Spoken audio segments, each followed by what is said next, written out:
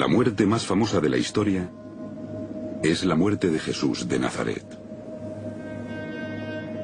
En el siglo I, hace 2000 años, fue crucificado por los romanos en Jerusalén.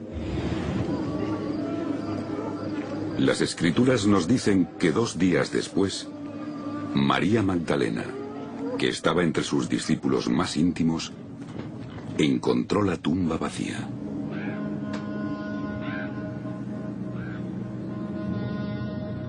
Pero según el Evangelio de San Mateo, después de la muerte de Jesús, circuló otra historia.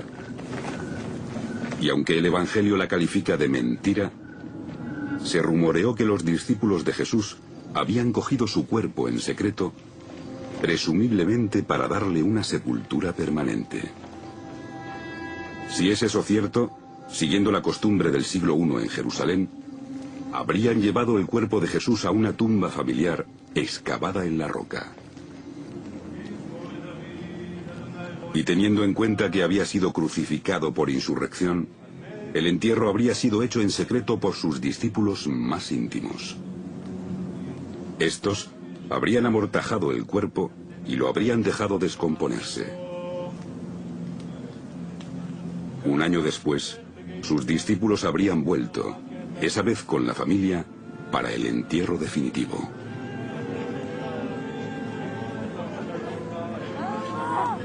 María, madre de Jesús, habría estado presente. María Magdalena también.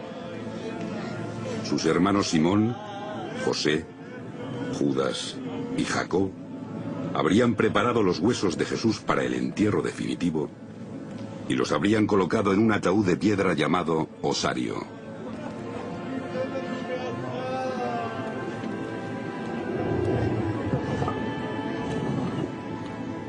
Habrían inscrito el nombre de Jesús en un costado y colocado su osario en un nicho de la cámara interior, donde habría quedado sellado para siempre en lo profundo de la tumba de su familia. La tumba perdida de Jesús.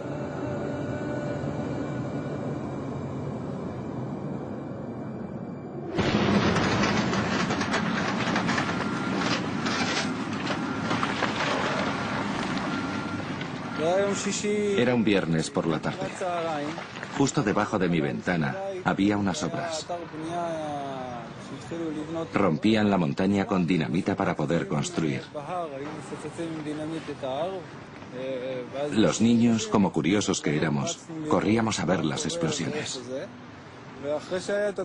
Después de una de ellas, cuando se posó el polvo, vi una tumba, con un triángulo y un círculo encima de la entrada. En la primavera de 1980, una explosión en Talpiot, en el sur de Jerusalén, dejó al descubierto la entrada de una tumba. Tenía 2000 años de antigüedad. Mi hijo vino corriendo a casa. Tenía 8 años y gritaba: «Mamá, los albañiles están destruyendo una tumba que han descubierto». Yo empecé a buscar teléfonos de arqueólogos y a llamarlos, pero no había ninguno libre. Así que llamé a la policía para que pararan las explosiones. Los albañiles se fueron a casa, porque se acercaba el Sabbat. El domingo por la mañana, a instancias de los constructores, llamaron a un equipo de arqueólogos que fuera a excavar. Solo tenían 3 días antes de que sellaran la tumba y la cubrieran con cemento.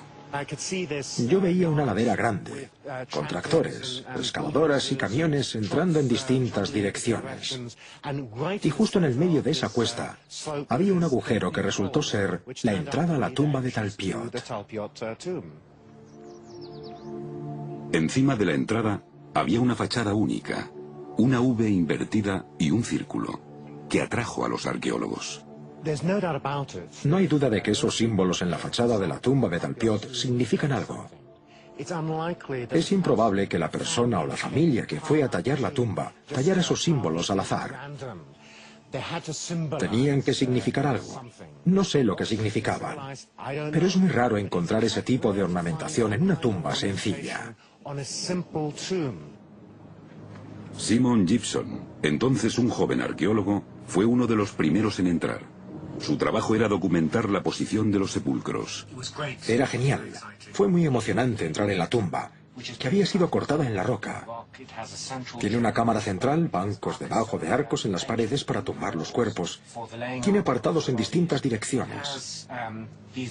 Era muy importante reflejar todos los detalles arqueológicos posibles en los planos. El plano detallado de Gibson mostraba cada centímetro del interior de la tumba. De la cámara interior principal salían 6 cavidades profundas llamadas Kokim en hebreo. Y dentro de esos Kokim, los arqueólogos encontraron 10 ataúdes pequeños de piedra, llamados también osarios.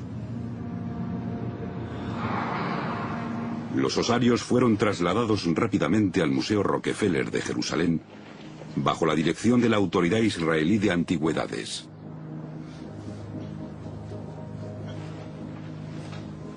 Los huesos y restos encontrados dentro se guardaron en bolsas y cajas y se almacenaron para ser enterrados de nuevo. La Autoridad Israelí de Antigüedades tomó ciertas decisiones en las que cedió a las peticiones de la comunidad ultraortodoxa judía de Jerusalén y les entregó para que lo enterraran en material óseo que había sido analizado y examinado por antropólogos. Y entonces empezaron el proceso de catalogar los osarios antiguos. En 1980 se habían encontrado más de 1000 osarios, pero solo el 20% de ellos llevaban los nombres de los muertos. Aquí se descubrió que 6 de los 10 osarios tenían inscripciones. No son inscripciones monumentales, no están hechas para que todo el mundo las vea, y no están ahí para conmemorar a los muertos. Están ahí para que cuando lleguen los miembros de la familia y empiecen a mover los osarios para meter otro nuevo, sepan a quién pertenece cada uno. Los hallazgos arqueológicos muestran que la costumbre de usar osarios para enterrar en Jerusalén duró solo unos 100 años y terminó en el año 70 de nuestra era con la destrucción de Jerusalén por parte de los romanos.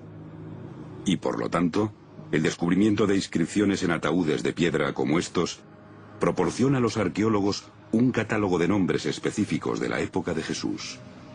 Y en uno de los osarios hallados en la tumba de Talpiot había un nombre sorprendente escrito en arameo: Yeshua Bar Yosef.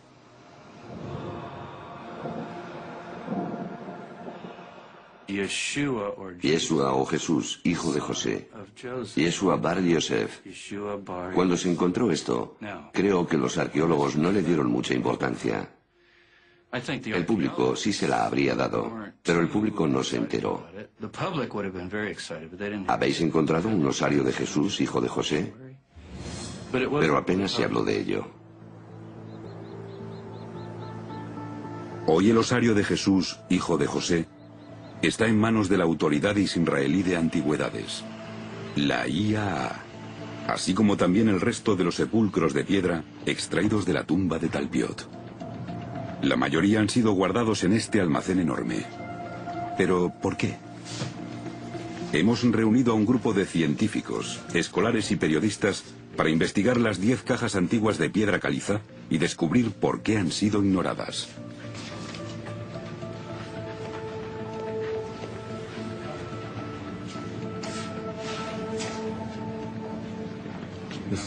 ¿Es ese? ¿Félix? Sí, este es el 543. Es este. Es este. Jesús, hijo de José. Hoy le toca examinar la inscripción a un experto en escritura antigua, el mundialmente famoso profesor Frank Moore de Harvard.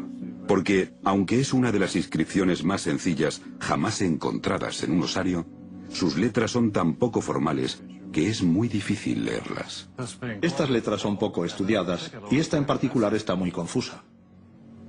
Están tan poco detalladas que los académicos las describen como graffiti, casi como si se pretendiera que las leyera solo la familia íntima. Hay una X antes del nombre y después del nombre de Yeshua. Luego el nombre del padre está perfectamente claro. Yosefet, el hijo de Yosefet. No tengo dudas de que esto hay que leerlo como Yeshua y esto Yeshua bar Yosefet, es decir, Jesús, hijo de José. Jesús, hijo de José. El examen que ha hecho el profesor Cross de la fotografía nos muestra exactamente qué tenemos que buscar en el ataúd. Yud, Bab, Shin, Ain. Yud, Shin, Bab, Ain. Jesús. Bet, Res, hijo de Yud, Hei, Vab, Samech, Pi, Yosefet. Jesús, hijo de José. Es sorprendente, ¿eh? Es mucho más que sorprendente. ¿Es posible que este ataúd de piedra esté relacionado con Jesús de Nazaret? Para responder a esa pregunta, tenemos que examinar todas las pruebas arqueológicas descubiertas en la tumba familiar. ¿Encaja con la tradición cristiana? ¿Contradice algunos artículos de fe? Si mañana se encontraran los huesos de Jesús en un osario en Jerusalén y pudiéramos afirmar sin ninguna duda que eran los suyos, ¿destruiría eso la fe cristiana? Desde luego no destruiría mi fe. Yo dejo el destino de los cuerpos en manos de Dios. Parece ser que los cristianos pueden aceptar la posibilidad de que los restos de Jesús fueran trasladados a una tumba familiar. Después de eso, pudo haber resucitado y haberse aparecido a sus seguidores, como informan los evangelios. Según la fe cristiana, Jesús ascendió a los cielos. En teoría, esa ascensión pudo ser espiritual, dejando atrás su cuerpo. De hecho, aquellos que miran los evangelios con un enfoque estrictamente histórico, sí esperarían encontrar los restos de Jesús en su tumba familiar. La primera vez que lo enterraron fue en una tumba temporal. Y más tarde, a menos que desapareciera mágicamente y fuera a los cielos, según sostiene la fe cristiana. Pero sí, vamos a ser realistas e históricos. Lo normal es que lo llevaran a un lugar permanente. Un lugar de enterramiento permanente como un buen judío, ¿vale? Y la tumba tiene que ser una tumba familiar. La tumba de la familia de Jesús. Si el osario encontrado en la tumba de Talpiot y marcado Jesús, hijo de José, contenía los restos mortales de Jesús, entonces todos los osarios de esa tumba deberían pertenecer a miembros de la familia de Jesús. En los otros 5 osarios que sabemos que tienen inscripciones, deberíamos encontrar nombres del árbol genealógico de Jesús. Jesús fue hijo de María y José. Pero lo que mucha gente no sabe es que, según la tradición cristiana, tuvo 2 hermanas, Miriam y Salomé. Y el Evangelio de San Mateo nos dice que tuvo 4 hermanos, Simón, Judas, Jacob y José. Su padre adoptivo, José, descendía del rey David. Pero José probablemente murió en Nazaret y fue enterrado allí, no en Jerusalén. María, la madre de Jesús, también era de la descendencia de David. Pero según la tradición cristiana, a diferencia de José, ella sí murió en Jerusalén.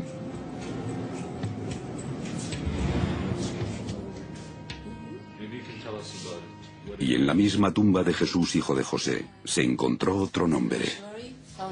El osario está ahora guardado en el sótano del Museo de Israel.